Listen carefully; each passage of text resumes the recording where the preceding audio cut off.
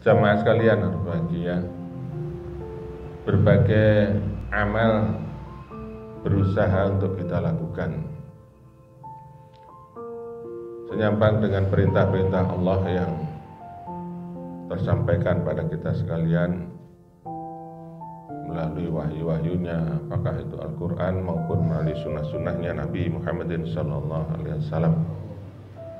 Maka sudah selayaknya kita sesering mungkin mengevaluasi diri kita masing-masing, khususnya tentu, yakni tentang amal-amal yang sudah kita usahakan dilakukan itu.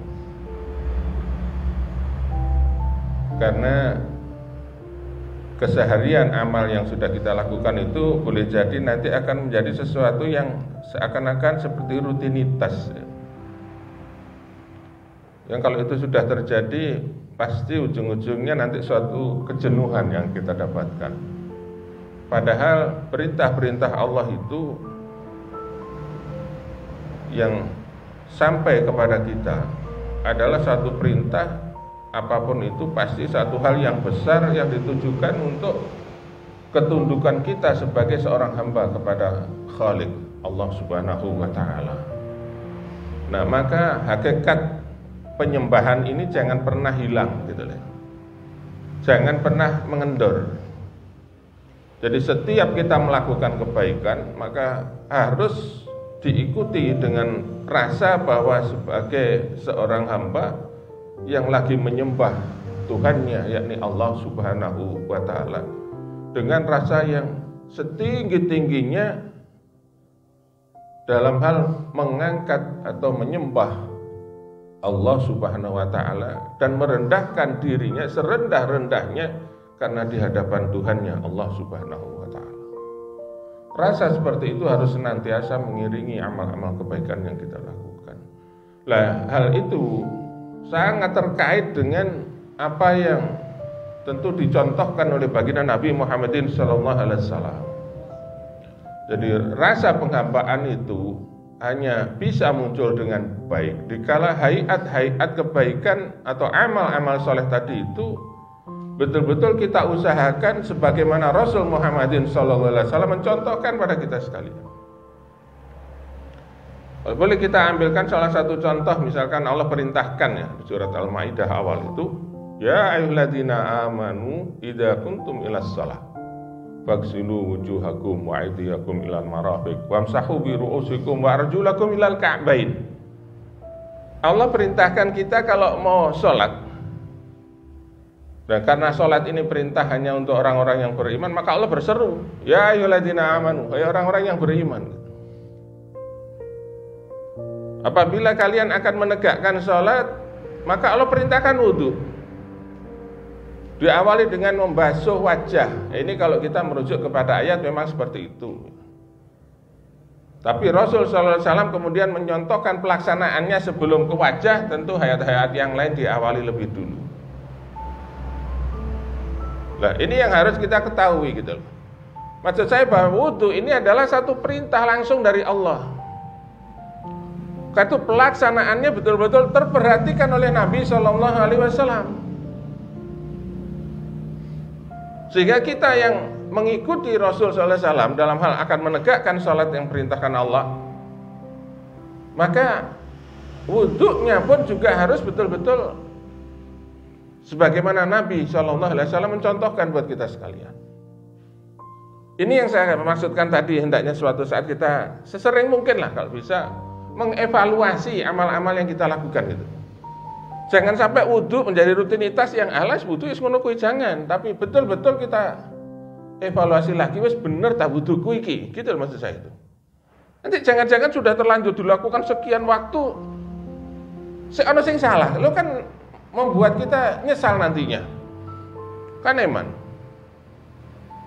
Karena wudhu ini menjadi sesuatu yang ya bisa kita andalkan, bisa kita harapkan tentang fadilah-fadilahnya. Sangat besar fadilah wudhu. Dalam satu hadis Nabi SAW pernah menyampaikan kepada kita sekalian,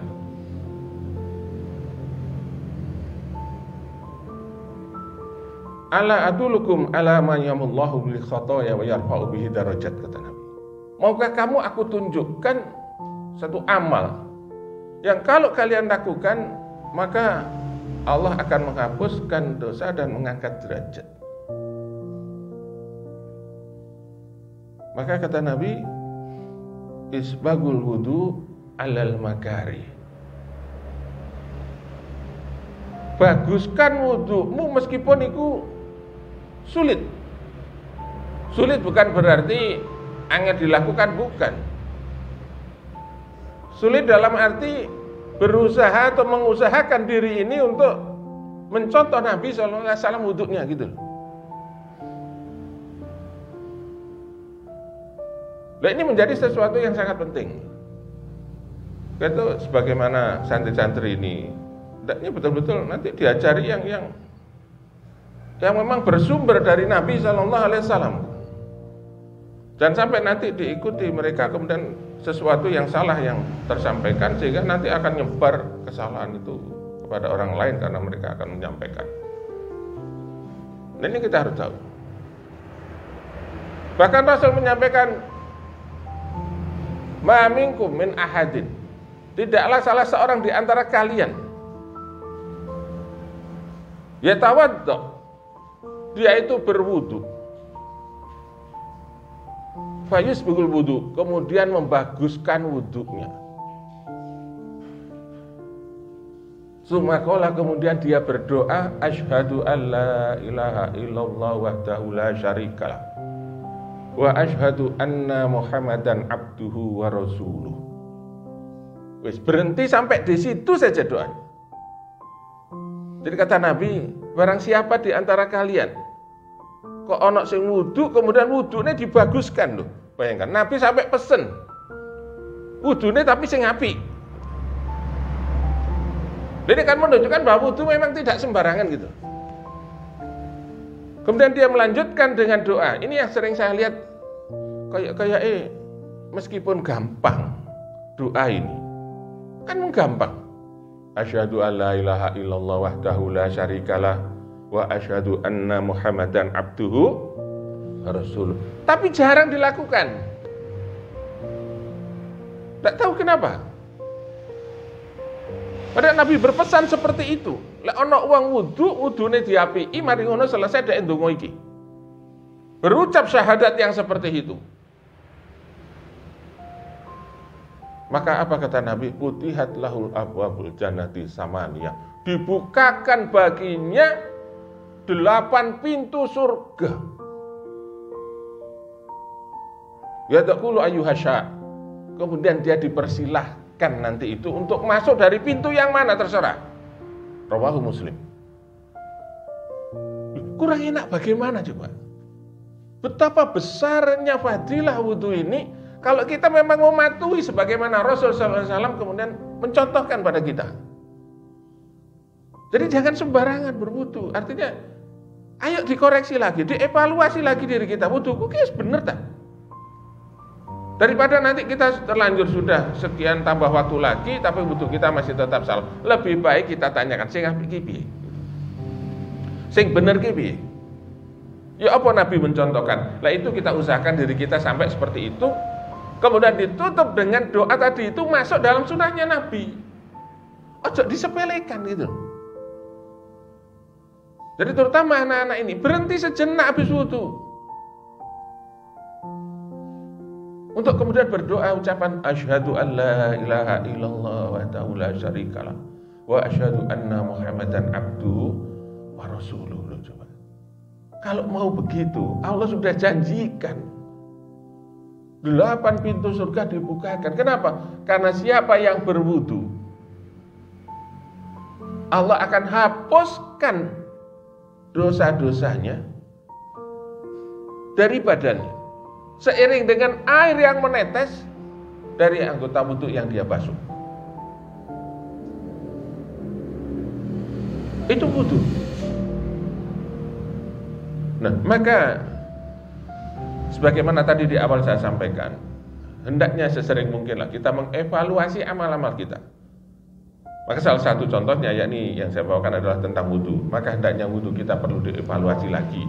Tentu dari kita masing-masing lah mengevaluasi. Daripada nanti orang lain mengevaluasi kita paling emosi, disalahnya wong nggak seneng.